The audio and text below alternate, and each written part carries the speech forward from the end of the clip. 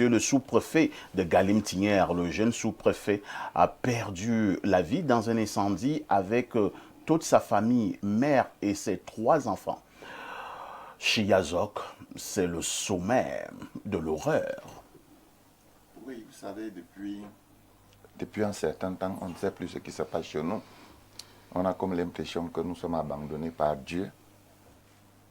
Parce que si un chef de famille, son épouse ses 3 enfants et leurs enfants entrent à la maison pour se reposer, et que le matin, on les retrouve tous 5 morts, calcinés, c'est que Dieu n'est plus avec nous.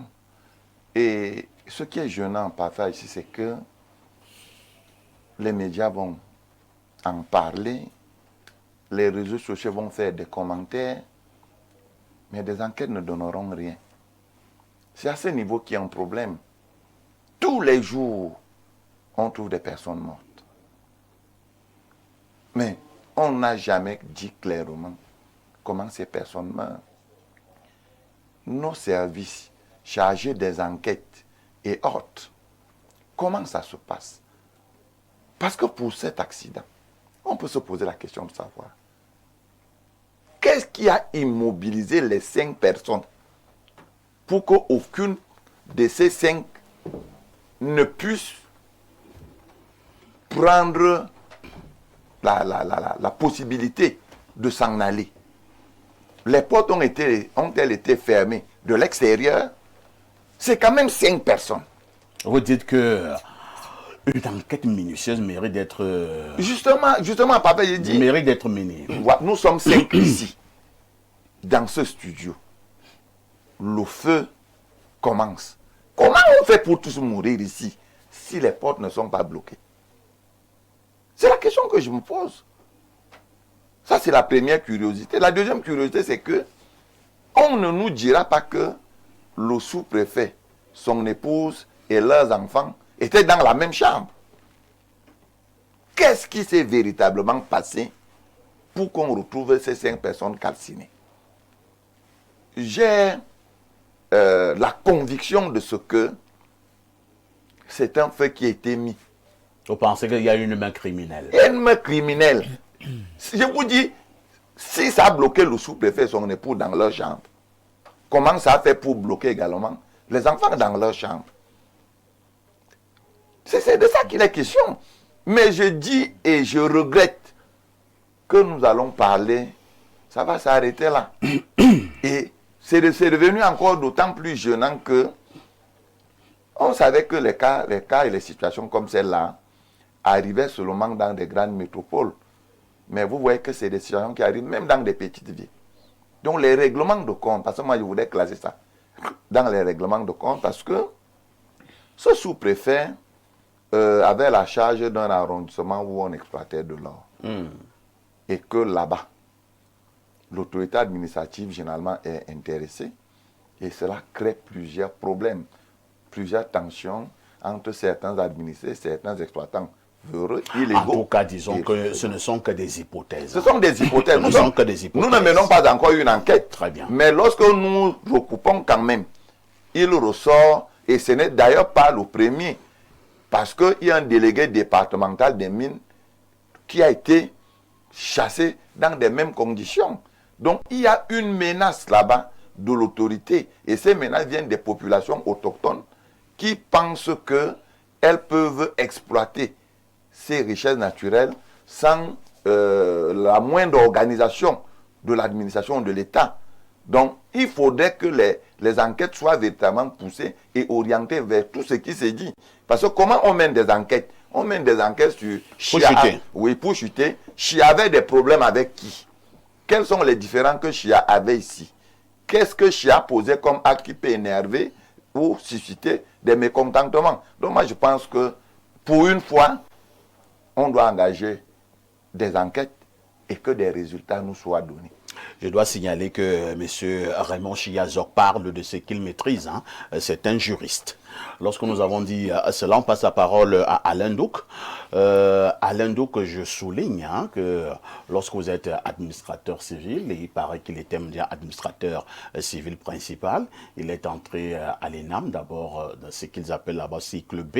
Il est sorti, il a exercé, il est entré à nouveau dans un concours interne au cycle A. Il a subi 2 formations militaires, déjà au cycle B et au cycle A. Donc c'était un officier de réserve. Est-ce qu'un officier de réserve meurt comme ça, comme un rat?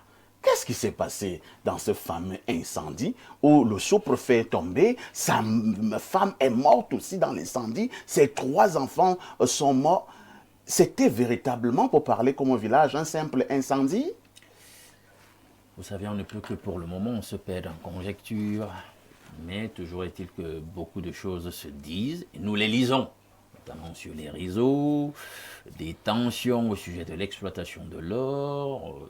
Il a donné une version, parce qu'il y en a d'autres qui disent que bon, le sous-préfet aurait beaucoup plus pris parti la plupart du temps pour les exploitants chinois. Bon, on ne va pas se perdre en conjecture. Et d'après cette version-là, on subodorait, dans le cas d'espèce, une fronde populaire qui a été couvée et qui finalement a explosé par cette espèce de règlement de compte pyromane. Ce ne sont que des conjectures, puisque l'affaire est pendante, j'espère donc qu'on pourra faire enfin de vraies enquêtes, parce que là le Cameroun devient vraiment un endroit à catastrophe, parce que là vous vous rappelez encore il y a quelques jours avec les Bororo de l'autre côté au sud-ouest, un vrai massacre, oui. On a encore ça, oh là là, c'est une des morts les plus horribles, mourir comme ça, incendié, avec toute sa famille, brûlé vif. Donc il y a quand même des questions qu'on se pose, parce qu'il y a des gens même qui ont le sommeil léger. Les flammes qui commencent à monter à une certaine l'odeur de la fumée. Comment... Mais cette chaleur. Voilà, et il y a des fenêtres, c'est-à-dire qu'on peut quand même ouvrir une fenêtre et s'exfiltrer. On connaît quand même comment nos maisons sont construites. Là, vous avez vu le garage, là, sur une des photos, le véhicule est incendié. Non, ça... la thèse criminelle... Même le véhicule a été incendié. Oui. Au niveau... À l'extérieur de la maison. Et là, le véhicule à l'extérieur, le véhicule au garage. Donc, vraiment que les enquêteurs fassent la part des choses et que ceux qui ont fait ça répondent de leurs actes. En attendant que nous ayons les vrais résultats de cette enquête, nous adressons nos condoléances. Bernard veut coller aussi un mot. Rapidement, Bernard. Rapidement, parce que, bon, peut-être Alain Douc et les autres qui sont allés longtemps à l'école peuvent nous dire qu'il y a un problème de sémantique là. Quand j'ai lu les journaux de ce matin, Cameroun Tribune titre « Un sous-préfet tué ». C'est Cameroun Tribune qui dit ça. Un sous-préfet tué. Messager, comment on appelle le journal de Gatama, Lait du Sahel. Vous voyez bien, revenez un peu sur la grande une de Cameroun. Redonnez-nous un peu la grande une du journal de Marie-Claire Nana, Cameroun Tribune. Un sous-préfet tué. Alors vous voyez, si on disait un sous-préfet est mort à la suite d'un incendie, c'est déjà différent. C'est vrai, c'est vrai. Là nous avons un sous-préfet tué. C'est quelque part là. C'est la petite une. Voilà. Faites-nous un zoom sur la petite une. Oui, un sous-préfet tué. Vous voyez, ça c'est à la grande une de Cameroun Tribune. Quand vous lisez un sous-préfet tué, est-ce que vous avez encore besoin de spéculer? Non. Et c'est Cameroun Tribune qui dit ça. Cameroun Tribune a tranché le grand quotidien national à capitaux publics. Donc, alors, Cameroun Tribune peut nous aider dans le cas de cette enquête. Cameroun Tribune a déjà tranché. Un sous-préfet tué dans un incendie. Pourquoi tu fais ça à Cameroun Tribune? Non, pour faire simple, c'est une analyse. Pour ne pas spéculer comme les autres panélistes, moi je me réfère seulement à Cameroun Tribune. Un sous-préfet tué. C'est tout ce que je voulais lever par faire ici. Merci Bernard Rona. François Bayot, en quelques secondes. Oui, merci, parfait. Je serai très succincte. En fait, je pense que les séries d'assassinats qu'on vit dans notre pays relève un peu de la nuit par les populations. C'est-à-dire qu'il n'y a que le peuple murmure, le peuple rumine. Je crois qu'il y a cet entraînement. Lorsqu'on regarde très bien la mort du sous-préfet, parce que pour moi c'est un assassinat. Je crois que ça n'a pas un doute là-dessus, c'est un assassinat.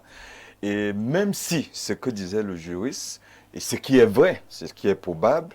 Qu'est-ce que le sous-préfet se reproche, qu'est-ce que les populations se reprochent, mais je dis, ça relève de ce que la population rumine, la population, comment je veux dire, elle rumine, et puis un moment, je crois qu'il y a explosion. Je crois que nous devions tout faire pour que ces choses-là, que les enquêtes, comme le copanéliste disait, que les enquêtes puissent être ouvertes et que vraiment suite soit donnée. Parce que si ça reste toujours fermé, gardé, on aura toujours face à ce genre de situation.